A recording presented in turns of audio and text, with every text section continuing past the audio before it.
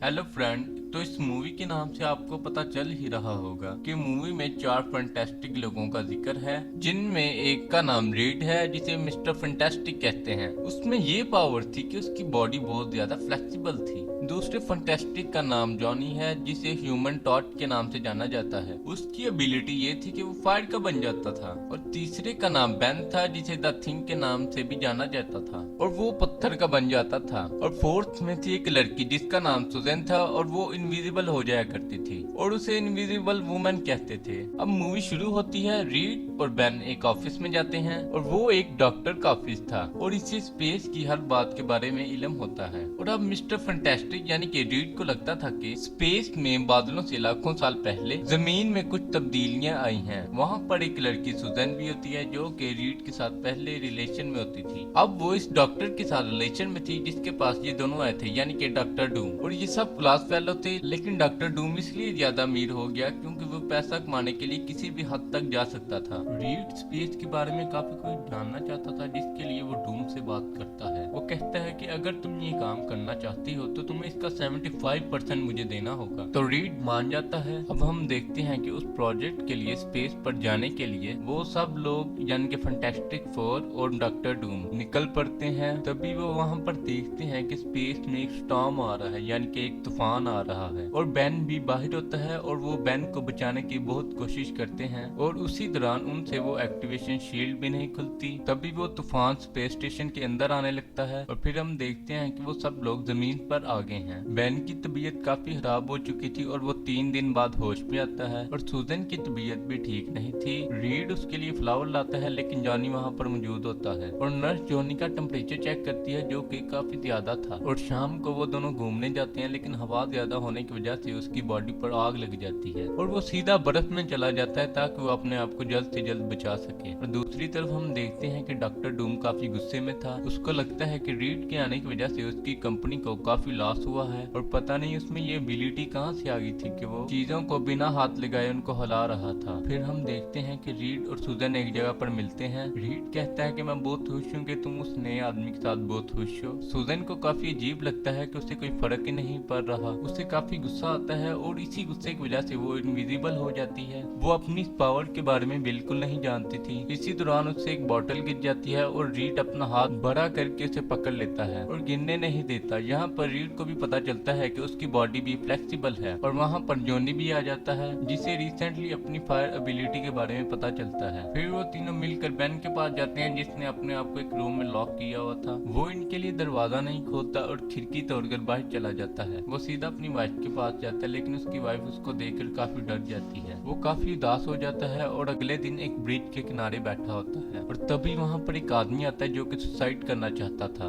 Ben उसको बचाने के लिए आगे बढ़ता है, लेकिन तभी वहाँ पर एक एक्सीडेंट हो जाता है, और उधर वो तीनों भी थे जो कि बेन के घर जा रहे थे। और ये चारों वहाँ पर हुए एक्सीडेंट को रोकने लगते हैं, और लोग इनको देखकर बहुत ही हैरान हो जाते हैं, और साथ ही साथ इनके लिए क्लैप भी करते हैं। और तभी वहाँ पर बेन की वाइफ आती है और वेडिंग रिंग उतार कर रख देती है। बेन को काफी दुख होता है, लेकिन रीड उससे कहता है कि फिक्र मत करो, हम दोबारा पहले जैसे हो जाएंगे। अब इन चारों की न्यूज टीवी पर आने लगी थी, और लोग इनको अपना हीरो कहने लगे थे। और फिर हम देखते हैं कि वो चारों एक जगह जाते हैं। लोग अपने हाथों में कार्ड लेकर उन्हें देखने के लिए खड़े थे, लेकिन साथ ही साथ वो बेन से भी डर रहे थे, जो कि अब पत्थर का बन चुका था। लेकिन साथ ही साथ डॉक्टर डूम भी वहाँ आ जाता है, और वो सुजन को अपने साथ जाने के लिए कहता है, लेकिन रीड वहाँ पर आकर उसे रोकने लगता है, जिसकी वजह से डॉक्टर डूम को गुस्सा आ जाता है, और लाइटें वहाँ पर ऑन ऑफ होने लगती हैं, यानी कि अब उस आदमी के पास भी पावर आ चुकी थी। लेकिन तभी वहाँ पर बेन आ जाता है, जो कि पूरा पत्थर का बन चुका था, और डॉक्टर डूम उससे डर जाता है और वहाँ से चला जाता है। और लिफ्ट में डॉक्टर डूम को फील हो रहा था कि उसकी बॉडी मेटल बन रही है, और वो ये चीज डॉक्टर के साथ शेयर करता है। तो डॉक्टर उसे बताता है कि 2 या 3 दिन बाद तुम्हारी बॉडी पूरी मेटल में बदल जाएगी, और इस बीमारी के बारे में मैं तो पहली बार सुन रहा हूँ। और डॉक्टर कहता है कि मुझे ये बात सीनियर डॉक्टर को बतानी होगी कि कहीं ये बीमारी किसी की जान ना ले ले। लेकिन वो आदमी तो नहीं चाहता था कि ये बात किसी को पता चले, इसलिए वो उस डॉक्टर को मार देता है, और वो वापस आता है और अपने लिए कॉस्ट्यूम को सीता है, जो कि उन्होंने स्पेस में पहने हुए थे, ताकि वो अपनी एबिलिटी के लिए ये कॉस्ट्यूम पहन सके। और दूसरी तरफ रीड उन सबको एक मशीन दिखाता है, जिससे वो दोबारा नॉर्मल इंसान बन सकते थे। और वो कहता है कि इसमें बहुत ज्यादा रिस्क है, या तो हम ठीक हो जाएंगे या फिर हमें बहुत ज्यादा एबिलिटीज आ जाएंगी। और फिर हमें पता चलता है कि कुछ लोग डॉक्टर डूम की कंपनी पर कब्जा करना चाहते थे और वहाँ पर उसे पता चलता है कि वो करंट को अपने अंदर स्टोर कर सकता था और वो जाता है और उस आदमी को करंट लगा के मार देता है। और दूसरी तरफ हम देखते हैं जॉनी, जो कि बाइक के स्टंट करने के लिए बाहर निकल जाता है। हालांकि उसे मना भी किया गया था, लेकिन बाकी तीनों से वापस बुलाने जाते हैं और फिर वो सब लोग वापस आ जाते हैं। रात को बेन एक बार में ड्रिंक कर रहा था तो उसको एक लड़की अच्छी लगने लगती है। इनफैक्ट वो लड़की अंधी थी, मतलब वो देख नहीं सकती थी और वो बेन के पास आती है और उससे बातें करने लगती है और उसे बेन से डर भी नहीं लगता। और दूसरी तरफ हम देखते हैं डॉक्टर डूम, जो कि रीड से बहुत ज्यादा नफरत करता था, इसीलिए वो उसके ऑफिस में कैमरास लगा देता है ताकि वो उसे मॉनिटर कर सके। और तभी वो बेन के पास आता है और कहता है कि रीड तुम्हें ठीक ही नहीं करना चाहता और वो सूजन से प्यार करता है। तभी रीड और सूजन भी वहाँ आ जाते हैं और बेन ये देखकर काफी गुस्सा हो जाता है और वहाँ से चला जाता है। और गुस्से में रीड खुद को उस मशीन में एक्सपेरिमेंट करने लगता है, लेकिन उस मशीन की बैटरी लो थी और वो एक्सपेरिमेंट फेल हो जाता है। अब हम देखते हैं कि वो आदमी दोबारा बेन को बुलाता है ताकि वो उस पर एक्सपेरिमेंट कर सके। और उस दौरान बेन की बॉडी से जितनी भी रेडिएशन थी वो सब निकल जाती है और डॉक्टर इसे अपनी बॉडी में अब्जॉर्ब कर लेता है, जिससे वो और भी ज्यादा पावरफुल हो जाता है। और यहाँ पर बेन काफी वीक हो जाता है और वो आदमी रीड पर भी अटैक कर देता है और उसे वहाँ से उठाकर अपने ऑफिस में ले आता है और उसे बहुत ही ठंडी जगह पर रख देता है। और फिर वो आदमी जॉनी को ढूंढने के लिए एक मिसाइल फेंकता है। जॉनी अपनी बहन के साथ खड़ा था और वो मिसाइल को देख लेता है और उसे पता चल जाता है कि अगर ये यहाँ आया तो हम लोग तबाह हो जाएंगे। और तभी वो उस बिल्डिंग से छलांग लगा देता है और नीचे गिरते ही वो अपनी बॉडी का इतना टेम्परेचर कर लेता है कि वो उड़ने लगता है और वो पानी में जाकर गिरता है और मिसाइल भी वहाँ पर फट जाता है। और वहाँ पर बेन का दिल रीड के लिए मेल्ट हो चुका था और वो उस मशीन में जाता है और दोबारा से पत्थर का बनकर वापस आ जाता है और वो उस आदमी के पास जाता है और वहाँ पर सूजन और उसकी लड़ाई हो रही होती है। तो बेन उसे जाकर बहुत ज्यादा मारता है और उसे गिरा देता है। वो आदमी यहाँ पर पूरा का पूरा मेटल बन चुका था और वो बेन से लड़ने के लिए फिर से उठ खड़ा होता है। और वहाँ पर जॉनी भी आ जाता है तो रीड उससे कहता है कि अपनी बॉडी से बहुत ज्यादा हीट निकालो और सूजन भी अपनी एबिलिटी यूज करते हुए सारी की सारी हीट उस आदमी की तरफ फेंक देती है। और जाहिर है वो आदमी मेटल का बना हुआ था तो उसकी बॉडी पिघलने लगती है और तभी बेन वहाँ पर ठंडा उस पर पानी फेंकता है जिससे वो वहीं फ्रीज हो जाता है। और फिर हम देखते हैं कि वो काफी खुश होते हैं कि उन्होंने अपने दुश्मन को किस तरह से हरा दिया। और फिर वो एक पार्टी में जाते हैं जहाँ पर रीड फाइनली सूजन को प्रपोज कर देता है, लेकिन हमें यहाँ पर बताया जाता है कि वो आदमी यानी कि डॉक्टर डूम अभी भी नहीं मरा था। और इसी के साथ इस मूवी का पार्ट 1 यहीं पर एंड हो जाता है। आई होप आपको ये एक्सप्लेनेशन पसंद आएगी। अगर पसंद आए तो हमारे चैनल को सब्सक्राइब करें, इस वीडियो को लाइक कर दें। Thank you for watching.